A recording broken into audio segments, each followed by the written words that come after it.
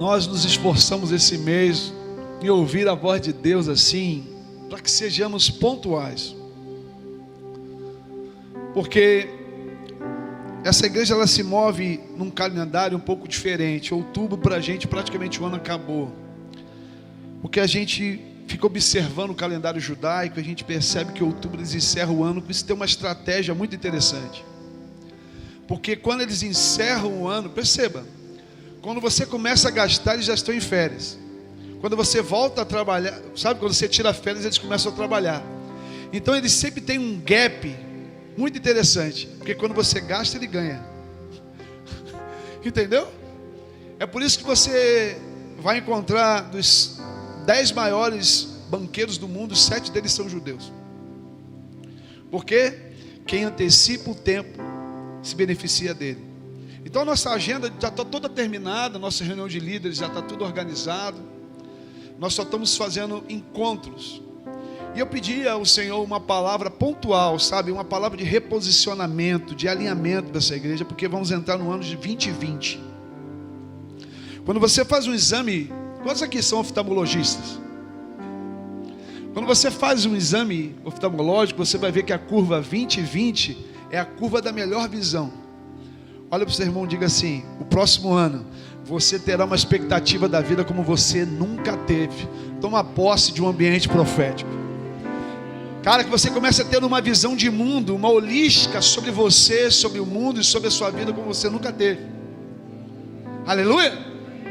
Que você nunca mais se sinta inferior àquilo que você é ou superior àquilo que você é, mas que você venha entender o ponto que você está, o ponto que Deus é, para que você avance e flua, sabe, totalmente alinhado com o plano de Deus para a sua vida. A gente vive déficits. Quando nossa visão não está acertada, nós sempre estamos em alguns déficits. Ou a gente se sente melhor do que a gente é, ou muito pior do que na verdade nós somos. Quando Deus alinha a nossa visão, nós temos a visão clara de quem nós somos, das nossas limitações e também das nossas virtudes. Ok, irmãos? Então sai daqui com a primeira palavra para você. Existem virtudes poderosas dentro de você que Deus há de despertar para a glória de Jesus. Eu sempre ensino que Adão tinha domínio sobre tudo. Adão inclusive vencia a própria morte porque era imortal. Amém ou não? Glória a Deus. Mas ainda assim ele estava triste, porque ele não tinha aquilo que era mais precioso. Mas Deus não criou de fora aquilo que ele mais preciava. Ele tirou da costela de Adão aquilo que ele mais precisava. Isso significa que dentro de você já existem coisas poderosas para liberar um novo tempo, uma nova estação dentro da sua vida. Aprenda a olhar para dentro. A nossa tendência é sempre achar que o quintal dos outros é melhor do que o nosso. Não é verdade ou não? E eu queria, antes de começar a falar, dizer por que nós estamos pontuando essa palavra. Durante alguns anos, sobretudo os últimos 10 anos, nós discutimos se ainda estávamos na pós-modernidade ou na hipermodernidade. Quantos perceberam que as pessoas estão muito egoístas? Quantos viram psicólogos, sociólogos falando disso? De egoísmo, culto ao corpo e vaidade, Quantos já ouviram falar nisso? Então tá, eu quero te trazer uma palavra, um posicionamento bem profético, uma holística profética da próxima década. Quantas pessoas estão aqui que eu estou vendo eu falar há 4 anos sobre a era do suicídio? Quantos viram falando isso aqui ao longo desses 4 anos? Há 4 anos atrás o Espírito Santo falou comigo sobre a era do suicídio. E eu não sei se você sabe disso, a cada 5 minutos tem um caso de suicídio no Brasil. Vocês sabiam disso? E há pouco tempo atrás a gente começou a ver pastores cometendo suicídio. Aí você me pergunta, pastor, cara, o que você atribui isso? Pode ser um monte de coisa, mas eu tenho uma suspeita. E eu estava falando com a socióloga hoje. Eu estou ousado, né, irmãos? O cara quase estudou no Mobral, está com esses discursos, mas tudo bem. Supletivo é bom, irmão, também. Amém? Mas o que eu ia falar para você? Eu falava com a socióloga que eu vou escrever um texto, um artigo falando sobre a sociedade pós-consumo. Baixa só um pouquinho, Pedro. E aumenta um pouquinho esse microfone aqui no meu retorno. Eu estou escrevendo um texto sobre sociedade pós-consumo. O que é isso? A sociedade moderna, ou pós-moderna, ela ainda dá compra. Ela ainda tem ambição, ego, vaidade. Você fala assim, isso é ruim? Depende. Porque o cara quando compra ainda se quer bem. Quando ele tem vaidade ainda se quer bem. Ok? O problema é que nós estamos entrando numa era de pessoas que nem aquilo que compra tem mais valor algum. Nós estamos chegando a um tempo que a pessoa nem consome mais, porque até aquilo que consome não significa mais nada. Então a pessoa dá cabo da vida, sabe por quê? Porque a vida já não tem valor. Querido, deixa eu te contar uma coisa que eu falei ontem numa reunião de pastores. Toma cuidado com isso aqui. Pai, mãe, isso aqui não é um telefone para o seu filho, isso aqui é um teletransporte. Existe a vida real, existe a vida emocional, o ambiente psicológico, você chama de alma, chama como você quiser. Mas existe o ambiente virtual, e tem crianças aqui, tem homens aqui, mulheres aqui, que passam mais tempo da sua vida dentro de um celular, dentro de um teletransporte, porque não é um celular, é um lugar que ele te leva. Tem gente aqui com mais tempo, mais desgaste emocional, sentimental, dentro do ambiente virtual do que na vida real. Tinha um filme antigamente chamado Matrix. Quem lembra do Matrix?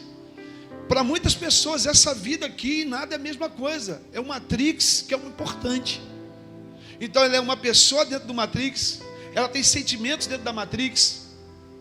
E sabe o que eu tenho percebido? Que as crianças hoje têm uma vida dentro dessa Matrix. Então, olha, irmãos, o Espírito Santo não tem problema nenhum com criança correndo e gritando dentro da igreja. Eu que tenho. Mas eu prefiro uma criança correndo aqui, chorando aqui, do que com o celular na mão. Sabe por quê? Porque ela vai crescer entrando dentro da Matrix da própria igreja. Um dia ela não vai querer vir para a igreja porque ela tem uma Matrix na mão dela. E sabe o que é o pior? Um dia ela não vai querer ficar dentro da tua casa, porque ela não ficou na tua casa esse tempo todo, ela ficou dentro da Matrix. E sabe o que é o pior? Você não é pai dela, o Lucas Neto que é.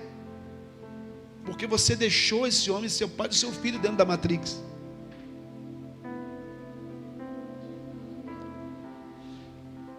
Não, pastor, não, sim, querido, aqui é uma igreja que está antenada. Se tem uma palavra que Deus nos deu, procure ser contemporâneo para alcançar relevância e influência.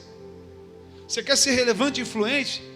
Perceba a vida, perceba o mundo a partir de você, através de você. Você vai conseguir ver o que Deus está vendo. Se tem algo que a igreja não está percebendo, é que a Matrix está aberta dentro da igreja. Sabe o que eu me assustei esses dias?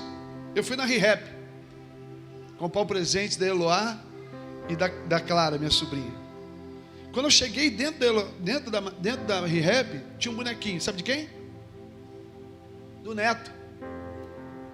Só que tem um problema, Gênesis 2,16 diz o seguinte: façamos o homem à nossa imagem e semelhança. Repete comigo, o produto da semelhança, ou perdão, o produto da imagem é uma semelhança conforme a imagem.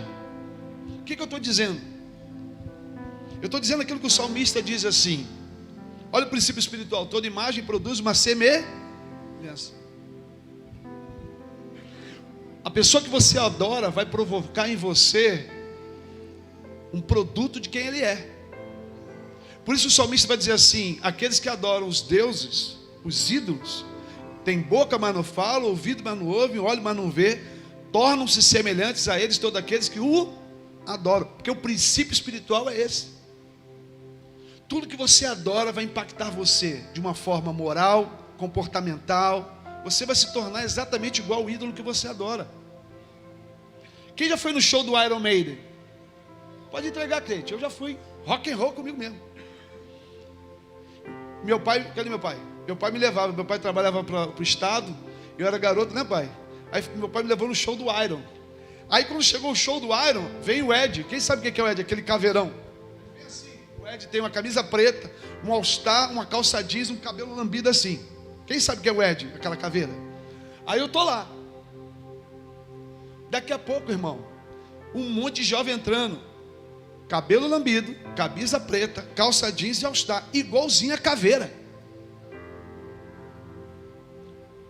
Porque o princípio espiritual rege o universo. A regência de Deus é para crente e para não crente, porque são princípios fundamentais na terra. Eu lembro de um amigo meu que se desviou, ficou anos afastado, até para macumba foi, mas ele dizia assim para mim: eu não sou bobo, dízimo eu não deixo de dar, porque eu sei que aquilo funciona. O cara saía do goral, o dízimo está aqui, irmão. Só que lá está o bonequinho do Lucas Neto, e as crianças vão olhar daqui a pouco, para falar que nem ele. Sabe por quê?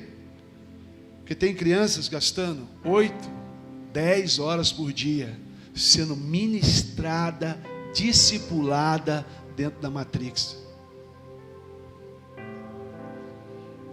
E a igreja quer gastar tempo para discutir tatuagem. Pelo amor de Deus, olha para o seu irmão e fala assim: cara, não gasta tempo com essas coisas não. Quer discutir que roupa usa, se brinca, o que for, fura tudo, faz o que tu quiser, irmão, mas seja o coração santificado pelo Espírito Santo. A gente não tem mais tempo para isso. Querido, não se tem mais tempo para isso. Você quer discutir um monte de coisa, eu não consigo entender. Tanta tolice. A gente tem mais com o que se preocupar. Uma nova era está aí.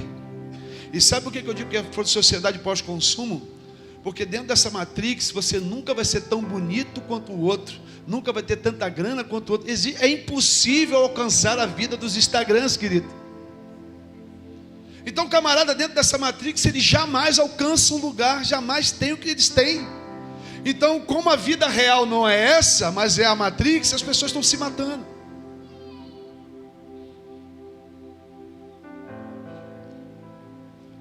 Por isso que nós, quanto igreja, pelo amor de Deus, escuta, meu irmão, você está nos visitando aqui, talvez você não congrega aqui, isso não é uma preocupação nossa. A minha preocupação é que eu creio numa igreja que é eficiente, eficaz, relevante, que terá uma voz profética independente das eras e dos demônios que nela atuam.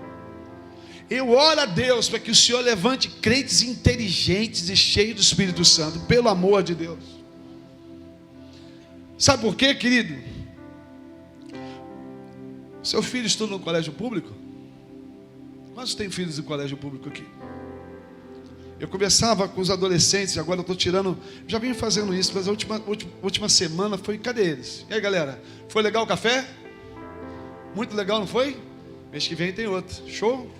Eles me ensinaram o X. Olha bem, você, quantos aqui sabem o que é X? X? É, Manu? X? Como é que fala X? Elks. Você sabe o que é Elks? Quem sabe o que é Elks aqui? Só a Gabi que sabe, né? Papai, mamãe, você não sabe o que é Elks? Tu está por fora, irmão.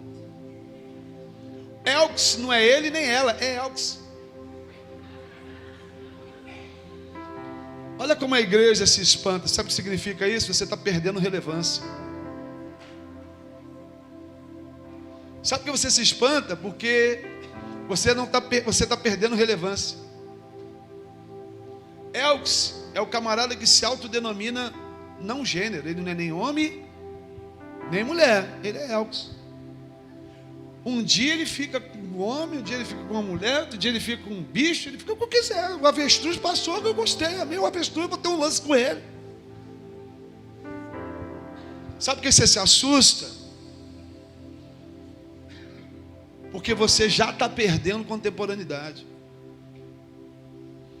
E quando a igreja perde cria um hiato social, ela deixa de ter influência. E aí eu quero te lembrar o que Paulo falou sobre a igreja em 2 Timóteo capítulo 4. A igreja tem um destino, ela é o baluarte da verdade, a coluna da justiça. Entende? Paulo está dizendo que quando o mundo se perdesse, encontraria um lugar que lhe daria direção e ensinaria o que era verdade. O nome desse lugar é igreja. O problema todo é que quando a igreja perde influência e relevância, ela é qualquer lugar que ninguém quer entrar, porque é chato. Quantos conhecem um crente chato aqui?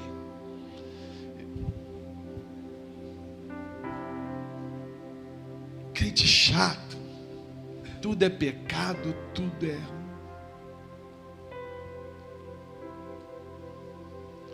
Entende? Porque a gente se torna chato quando a gente não tem sabedoria para falar segundo as Escrituras. Então a gente critica o que a gente não conhece. Desde o início dessas mensagens, a gente começou a falar lá de Adão, lembra disso? E a gente falou que a mentalidade influencia os sentimentos, e os sentimentos o quê? Influenciam o comportamento.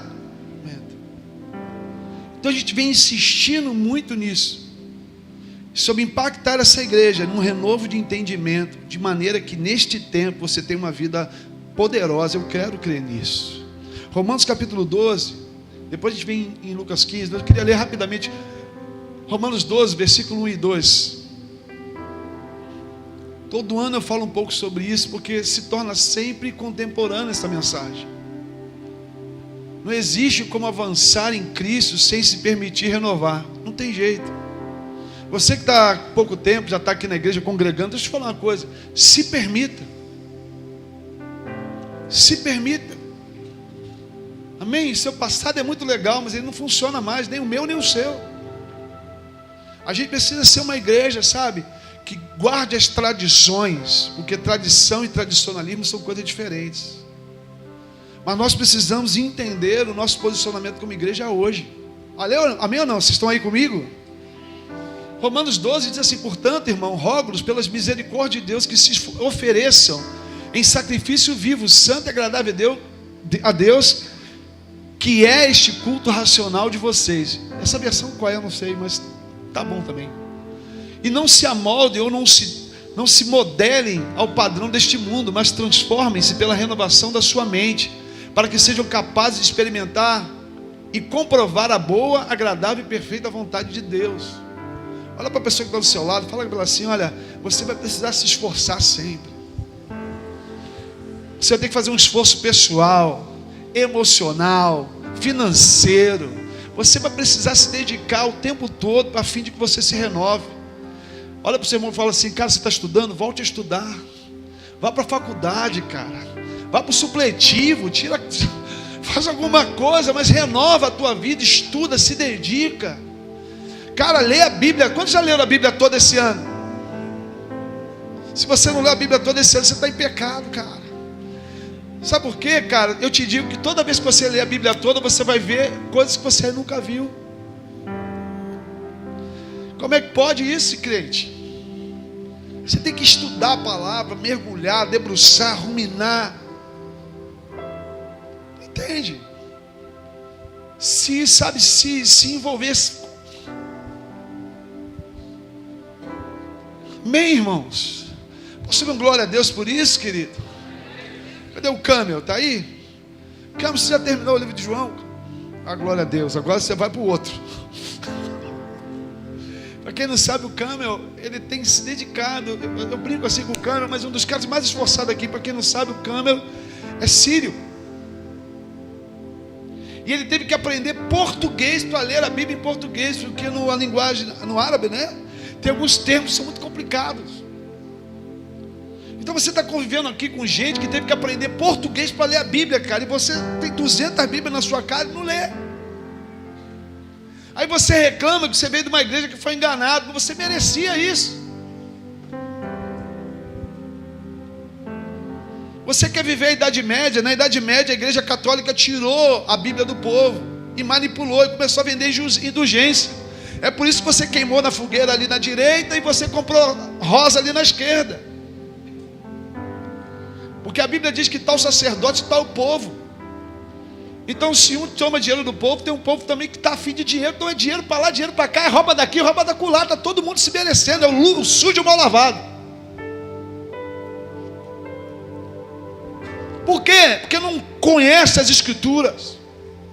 Esqueceu o que Osés falou no capítulo 4 e 6: o meu povo perece por falta de conhecimento.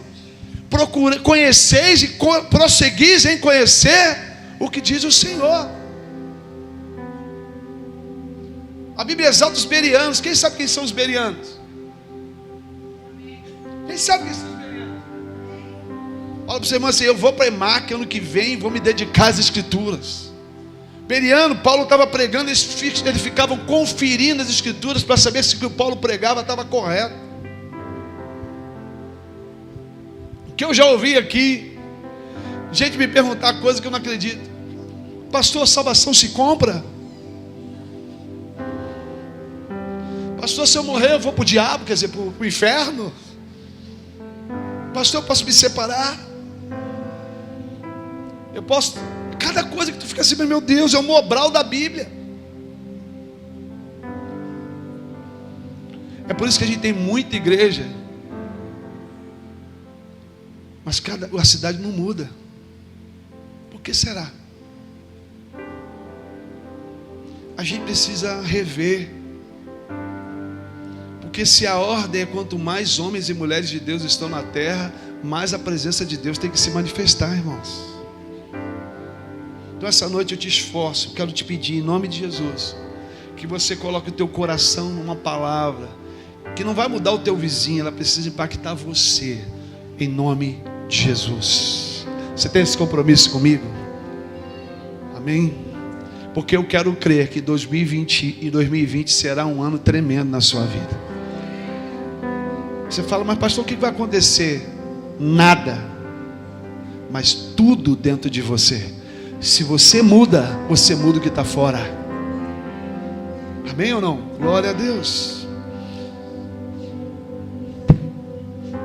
Estou querendo pregar, mas toda hora.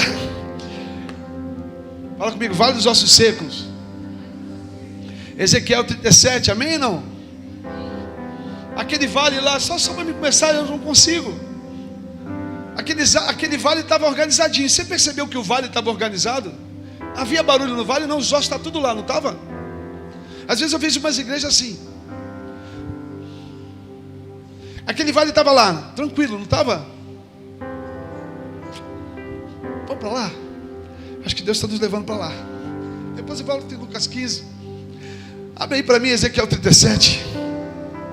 Acho que Deus quer falar com a gente, irmãos. Quantos querem uma palavra direcionada pelo Espírito? Você quer que eu pregue ou quer que ele pregue? Quem que você quer ouvir? O Espírito Santo ou eu? Eu acho que é melhor ele. E a liturgia acabou, irmão. Ezequiel 37, bota para mim, Vale dos Ossos Secos. Me ajuda aí.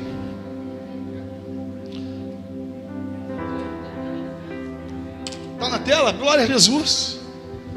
A mão do Senhor estava sobre mim, por seu Espírito ele me levou a um vale cheio de ossos secos. Fala comigo, toda vez que um homem para no vale, é um lugar perigoso. Fala comigo, vale é um lugar perigoso. Fala comigo, lugar de descanso é um lugar perigoso.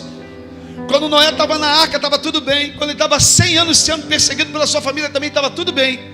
Mas quando ele parou num vale, sua família se corrompeu. Aqui, cuidado. Aquele que põe a mão no arado, por sua vez olha para trás, não é digno dele. Você precisa de entender que o crente precisa viver o evangelho e trabalhar no evangelho todo dia. Porque Deus nos chamou para andar em vale. Crente vive em deserto e crente vive em Egito. Mas a palavra de Deus mostra que toda vez que um crente para no vale, ele perde a sua casa. Repete comigo, descansar, aonde, igreja? Só na glória, irmão. Crente tem que fluir no Espírito. O vale estava tranquilo. Eu não sei porque que esse exército estava ali. Talvez eles pararam para descansar. Talvez eles falaram, eu vou dar um tempo do meu ministério. Eu estou cansado, eu vou naquela igreja preta olhar. Porque afinal de contas eu cansei. Eu já trabalhei tanto, a 7ª casa, eu não quero fazer nada. Só existe um descanso para o crente, e o descanso é o Senhor. Ele vai falar em Hebreus capítulo 6, quem entrará no meu descanso? O nosso descanso não é nessa terra, o nosso descanso é nele. Vale, estava tranquilo, amém ou não? Fala comigo, organizar e ordenar são coisas diferentes. Organizar, a gente organiza até a nossa bagunça. Quem já recebeu um convidado em casa sem ser anunciado? Você corre, pega aquelas toalhas todas, joga as panelas na pia, esconde tudo. Já viu isso? Não é uma loucura. Irmãos, eu tenho um problema de esquecimento. Quem sabe, né? Quem lembra disso, sabe? Uma vez eu chamei a minha avó para almoçar, meu primo Darlan, todo mundo para minha casa. Só que eu esqueci da que eu tinha chamado, esqueci de avisar a Patrícia. Então, voltou do culto, quando eu chego da minha família toda lá, mais de 4 carros. A Patrícia, amor, é o Darlan. Eu falei, é verdade. Ainda bem que ela não está aqui. Aí, sua avó. Pai, minha avó estava na porta.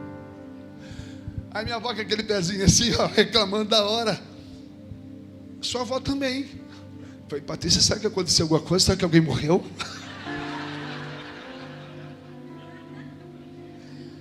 Cara, eu tinha chamado todo mundo para almoçar e não lembrava.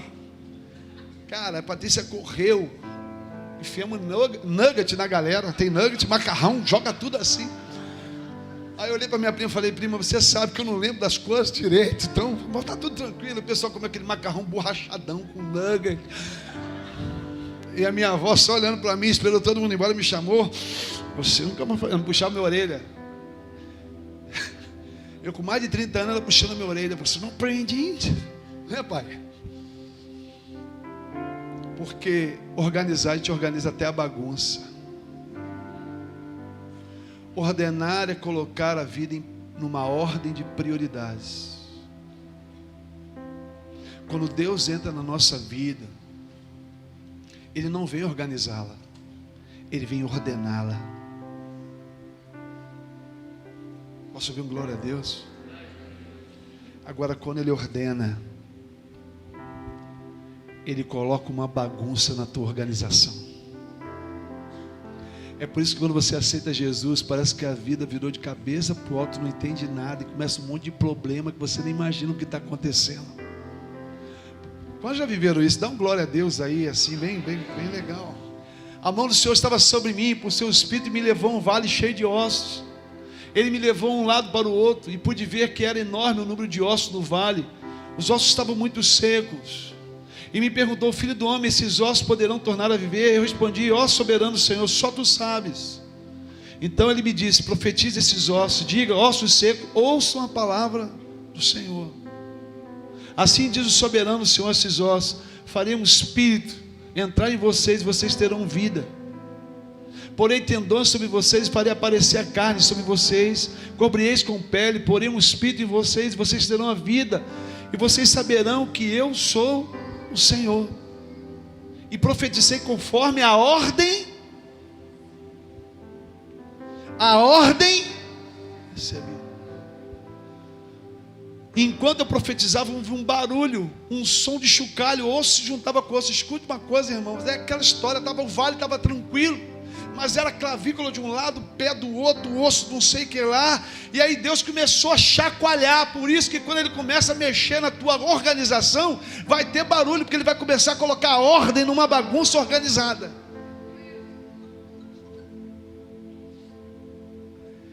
Você começa a perder o controle, e aí tem barulhada, tem discussão. Olha aqui para mim, nós temos que aprender a brigar para aprender a crescer. Família que não aprendeu a discutir ainda não entende o que é o real sentido de família. Toda boa família tem uma boa briga e no final está todo mundo se beijando e entendendo a razão do outro. Eu quero fazer um teste com todos os casais aqui dessa igreja. Posso? Estão preparados? Eu te convido essa semana a sair com você, com a sua esposa para um cinema, qualquer lugar que você quiser. Amém ou não? Só não pode aqui em motel, viu, irmão? Vai para um lugar maneiro, né? Aquele lugar cheio de demônio, não entra ali não. Entra naquele lugar que acabou de ser um monte de endemoniado, arrepreendido. Mas vamos lá, você vai para um cinema, você está proibido de falar de igreja, falar de filho, está proibido de falar de ministério. Você só pode falar de vocês dois. Depois você me diz como é que foi.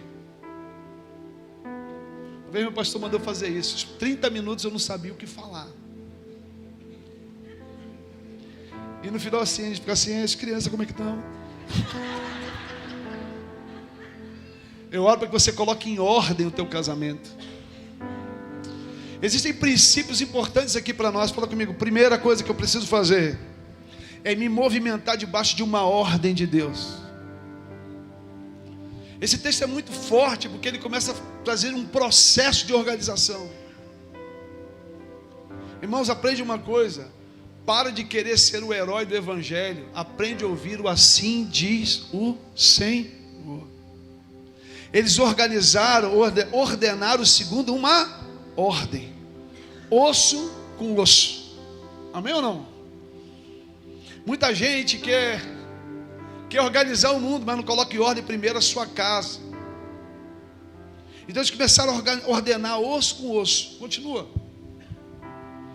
Os ossos foram cobertos de tendões. Agora tendões começaram a estabelecer um relacionamento. Colocaram as coisas em ordem e voltaram a estabelecer os relacionamentos. Depois a pele, mas não havia o espírito. Eu quero resumir isso aqui porque eu preciso liberar isso para poder pregar. Porque alguma coisa me diz que você precisa colocar a sua vida em ordem aqui nesse lugar. E a ordem é essa: eu organizo os ossos, amém? Eu organizo os tendões, minha rede de relacionamentos. Ninguém chega a lugar nenhum sozinho, mas é melhor estar sozinho do que mal acompanhado. Perceba quem são os seus relacionamentos. Me diga com quem tu andas, que eu te digo quem tu. A minha mãe resumia assim: quem anda com porco, farelo come. É importante ter relacionamentos, mas é mais importante ainda escolher que tipo de relacionamento a gente tem. Amém ou não? Depois ele começou a colocar o que? A pele, a carne. Porque agora a gente começar a trazer, a gente tem uma estrutura organizada, relacionamentos organizados. Agora a gente tem um conteúdo estabelecido. O que significa isso? Nós temos que ter valores estabelecidos dentro da nossa vida, dentro da nossa família. Você precisa estabelecer os valores pelos quais você conduz a sua vida. A palavra de Deus diz que um crente que não tem isso estabelecido, que tem os valores de Cristo estabelecidos dentro dele, fica por aí, andando atrás de vento de doutrina. Cuidado com isso. Por fim, ele coloca o que? A pele fala de uma cobertura. Você precisa de entender uma coisa, irmãos. Quem anda por aí atrás de igreja, isso não procede de Deus não. Você precisa ter uma casa de paternidade. Você precisa congregar no lugar. Você precisa ter alguém que fale na sua vida. Se não for aqui, vai a algum lugar para alguém pastorear a sua vida. Porque quem anda por aí visitando igreja, vou te falar uma coisa, querido. A árvore só dá fruto se tiver raiz.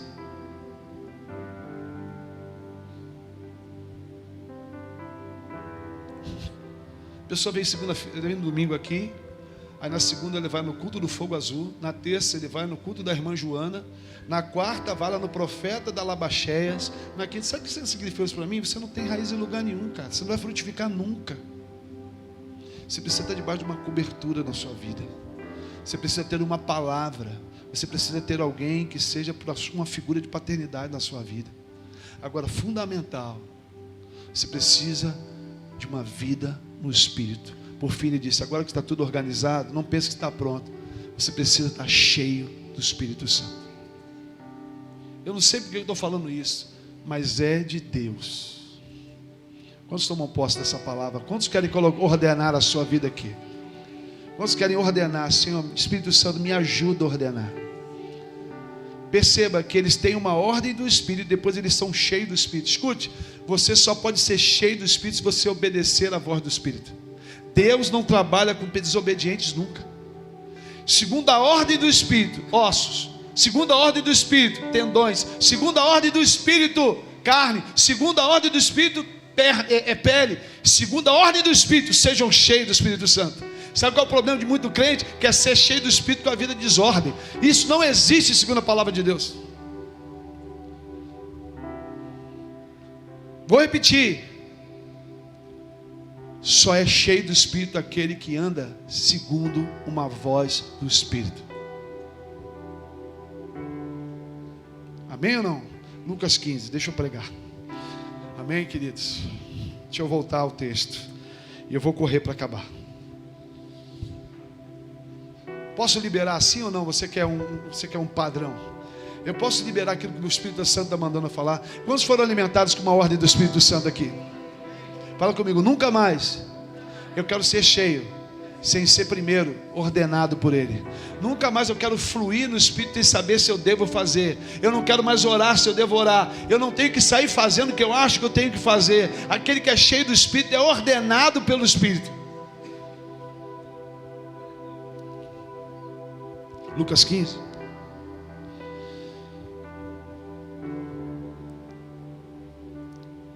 Versículo 11. Um certo homem tinha 2 filhos, mas o moço dele disse ao pai: Pai, dá-me a parte da fazenda que me pertence. Ele repartiu por eles a fazenda, e poucos dias depois o filho mais novo, ajuntando tudo, partiu para uma terra longínqua. Ali desperdiçou a sua fazenda, vivendo dissolutamente. E havendo ele gastado tudo, houve naquela terra uma grande fome, e começou a padecer necessidades. E chegou-se a um dos cidadãos daquela terra, o qual mandou para os seus campos apacentar porcos, e desejava encher o seu estômago com as bolotas que os porcos comiam, e ninguém lhe dava nada. E caindo em si, disse: Quantos trabalhadores de meu pai têm abundância de pão, e eu aqui pereço de fome? Levantar-me-ei, irei ter com meu pai, e direi: Pai, pequei contra o céu e contra o Senhor.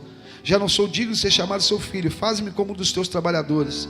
Levantando-se, foi para o seu pai, e quando ainda estava longe, viu seu pai, e se moveu de íntima compaixão. Correndo, lançou-lhe no pescoço e o beijou. O filho disse: Pai, pequei contra o céu, pequei perante a ti, já não sou digno de ser chamado teu filho.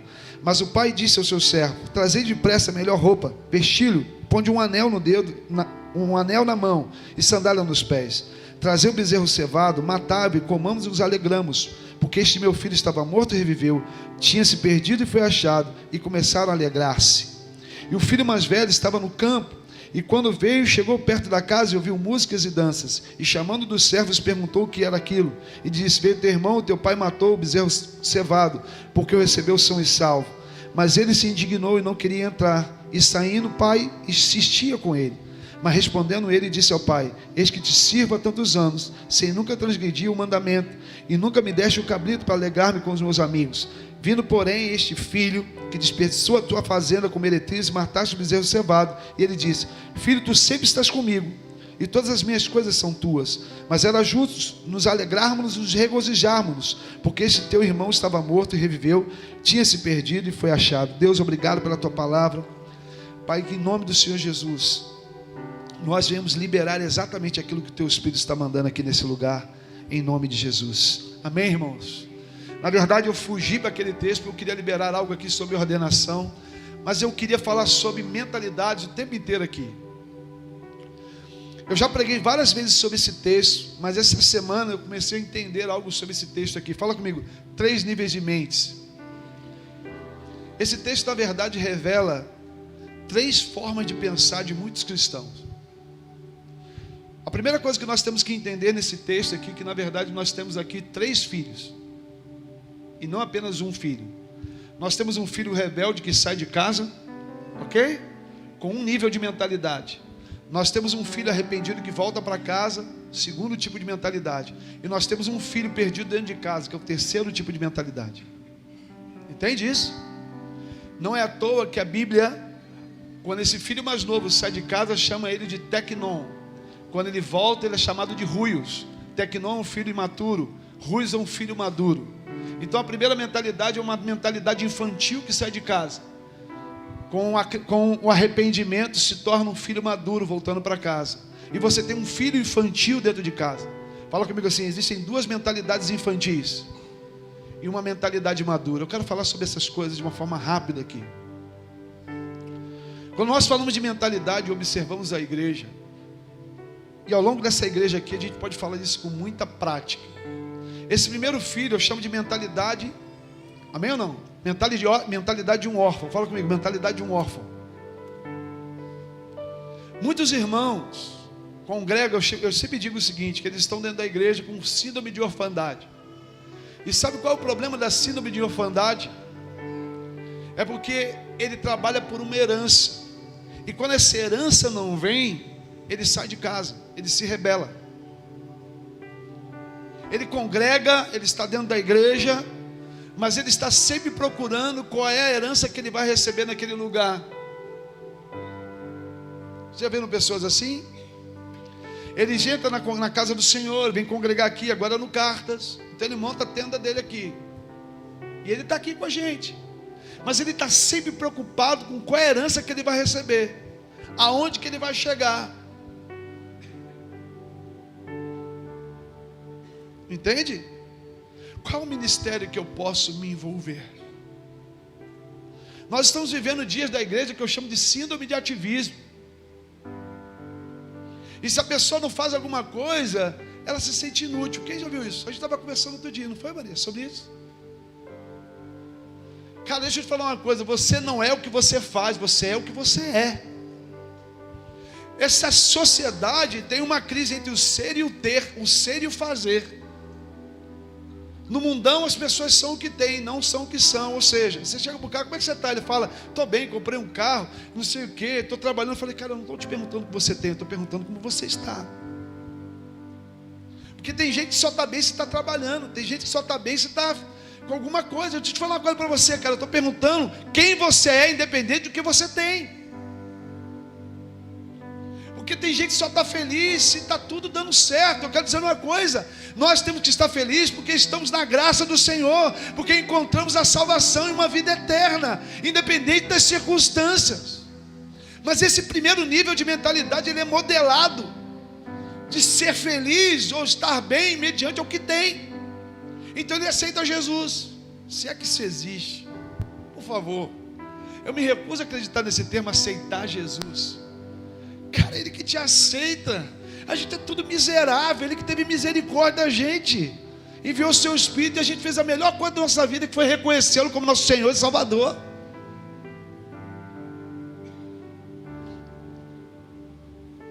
Entende? É que nem aquela canção que você cantou, entra na minha casa, entra na minha vida, não é isso? Está doido, Jesus não quer entrar na tua vida não, cara, a tua vida não vale nada. Você está doido, Jesus entrar na minha vida? A vida toda torta. Somos nós que temos que entrar na vida dele, porque a nossa vida nada significa. Entende? Olha as inversões. Sabe qual é a minha preocupação com esse evangelho? É que ele está se tornando humanista, centralizado no eu. Eu pastorei pastores que são coach. Eu falo para eles, cuidado que isso é uma linha tênue. Não humaniza o evangelho não. Não humaniza o evangelho não. Nem tudo que você faz vai dar certo. E o não dar certo também é plano de Deus. Porque os fracassos também nos edificam, nos fazem pessoas que entendem a força do braço do Senhor. É isso que diz Jeremias no capítulo 7. Maldito é o homem que confia no homem. Aí você fala, pô, não posso confiar em ninguém. Quem já me interpretou assim? Mas não é esse o texto. Maldito é o homem que confia no homem, que faz do seu braço a sua força. Bendito é o homem cuja força está no Senhor. Sabe o que significa isso, querido? Quando sois fracos, aí sois fortes, porque nós vamos conhecer uma força que vai além da nossa. Então não humaniza não, não centraliza Deus na sua humanidade. Leva cativa a tua humanidade, a espiritualidade de quem Deus é. Posso ouvir um glória a Deus por isso? Entende? Esse texto fala dessa mentalidade que quer herança o tempo inteiro. Ei, querido, e se Deus não te der nada, qual é o problema? Por que todo culto você tem que sair com a resposta para tudo da tua vida? Quem te falou que esses problemas não são permitidos por Deus? A gente não consegue entender um Deus que permite a gente sofrer. A gente não consegue conceber um Deus que também está conosco no dia do sofrimento.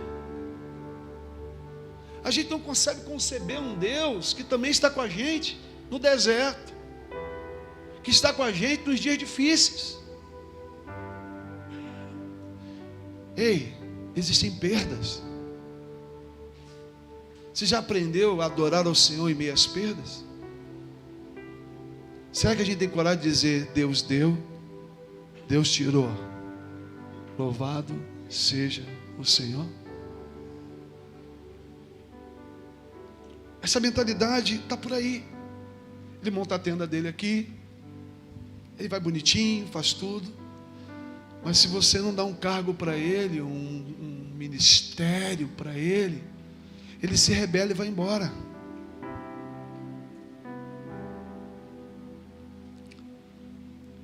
Entende?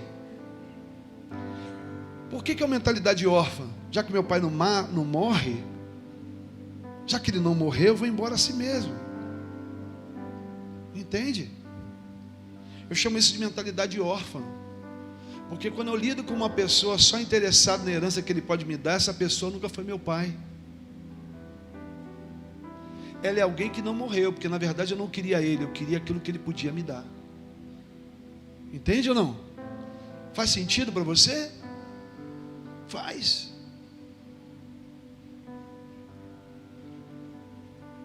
A segunda mentalidade, eu quero resumir isso aqui, porque o meu alvo dessa mensagem é essa. Eu chamo de mentalidade de servo. É o filho mais velho, estava lá. Tudo estava ali dentro da casa, diz o Senhor lá no final, a palavra no final do texto.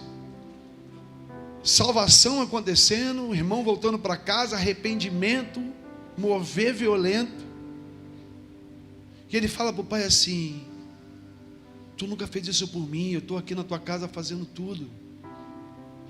E o pai fala assim: cara, você nunca entendeu que tudo que é meu é seu. Deixa eu falar uma coisa para você. Tem muita gente dentro da igreja fazendo um monte de coisa, mas não entendeu ainda nem o propósito disso. Entende? Porque servo, porque ele diz exatamente isso, porque servo, ele trabalha por recompensa. E se você não recompensa pelo que ele faz, ele não se sente parte.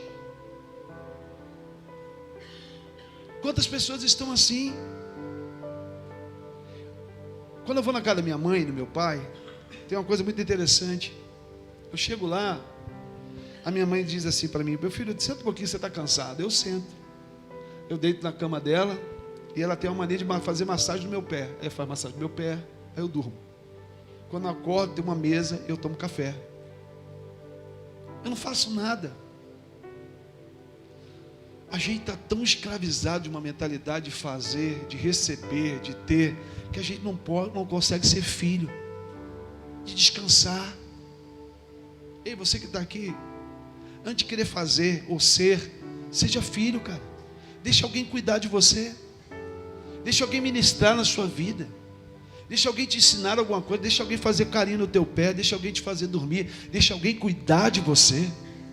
A gente está vivendo uma síndrome de um ativismo nas igrejas, que todo mundo tem que fazer um monte de coisa. Se não fizer alguma coisa, se sente fora do evangelho. Quem já viveu isso? Uma casa de paternidade, querido, a única coisa que você tem que fazer é receber amor e carinho do Pai. Eu conversava com uma pessoa, que eu não vou dizer o nome, que ela falou assim: cara, isso é tão impactante para mim, pastor, que eu não sei nem ser cuidado. Quando alguém quer cuidar de mim, eu estranho. Quem tem esse? Fala aí, verdade. Uma vez a pessoa me falou, abraçou assim: por que você abraça? Uma vez uma menina, hoje me ama, está aí, não vou falar nada não. Ela falou assim: eu não acredito em você. Eu falei: como assim não acredita? Não é possível. Possível o quê? Não, você abraça, dá beijo nas pessoas. Eu falei: eu não lembro de nada, mas eu faço isso.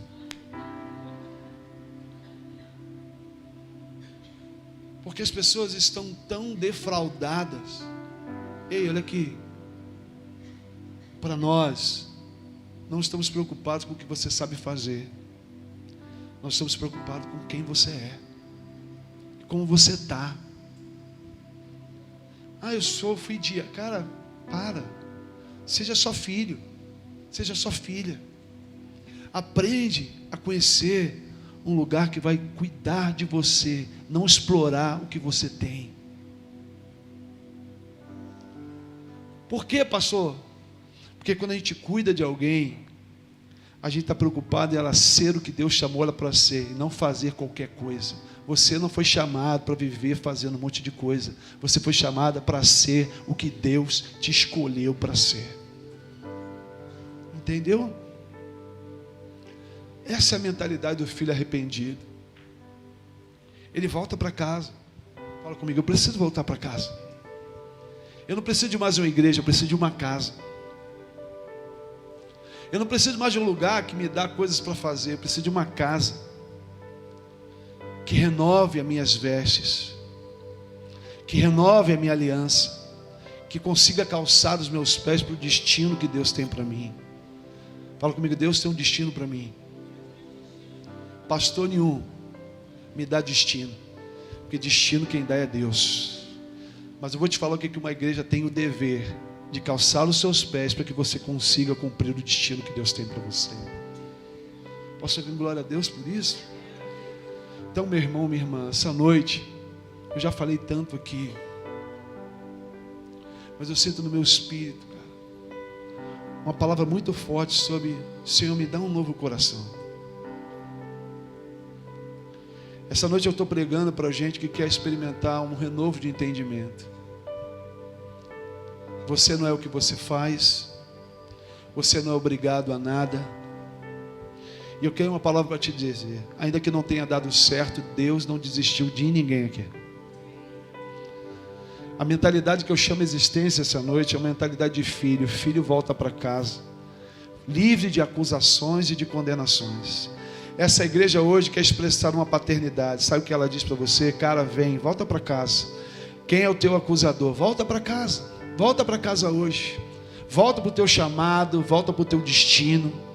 Onde estão os teus acusadores aqui? Cadê eles? Não tem ninguém aqui. Cadê quem te condenou? Cadê o líder que te massacrou, que te humilhou? Cadê? Onde eles estão? Eles não estão aqui. Aqui está um pastor que sabe o que quer errar, sabe o que quer acertar. Meu espírito essa noite é conduzido a uma coisa só: Deus está ordenando a nossa vida, e Deus está nos dando uma nova chance. Deus não quer ninguém aqui nessa casa hoje com uma mentalidade, sabe, de filho fugitivo, escravo, órfão, que não recebe o que... Sabe aquelas crianças mal criadas? Não faz o que ele quer, ele pega a tenda e vai embora. Olha aqui para mim, não desiste. Se você, querido, está nos visitando de curioso e fugiu da sua igreja, tem uma palavra para te dizer: volta para lá. Porque o que tu não resolve lá, não sou eu que vou resolver aqui. Vai lá e resolve. Se é perdão, perdoa. Se é problema, é problema. Se tem que pedir, sabe, conserta. E se Deus falar para você vir para cá, vem para cá com a mala vazia. Porque nós temos uma veste nova para você, uma sandália, uma aliança para celebrar contigo. Aleluia ou não? Essa é uma mentalidade que a gente tem que terminar com ela. Quantas pessoas estão por aí, agora na Lapa, nos bares, nos botecos, e lá estão ouvindo uma palavra de acusação: você não tem mais jeito. Talvez você esteja aqui, um parente seu, um filho seu, ama Jesus, ama o Senhor, mas tinha uma mentalidade de órfão. E o órfão, cara, quando não recebe o bem, ele vai embora. O problema dele não é o bem, o problema dele é que ele precisa de um pai para dizer para ele: meu filho, fica tranquilo, ao tempo certo a herança vai vir para a tua mão. Ao tempo, olha para o seu irmão e diga assim: ao tempo certo a herança que o Senhor tem para a sua vida vai se cumprir. Ao tempo certo, tudo aquilo que Ele te prometeu vai acontecer. Você recebe essa palavra? Tudo tem um tempo certo. A todo tempo, há um tempo certo para todas as coisas debaixo da terra, querido. Não se apresse com isso. Há um tempo certo. Glória a Deus. Há um tempo certo. Há um tempo certo para o seu ministério. Há um tempo certo para tudo. Quantos são dispostos a esperar no Senhor? Então, glória a Deus, irmãos.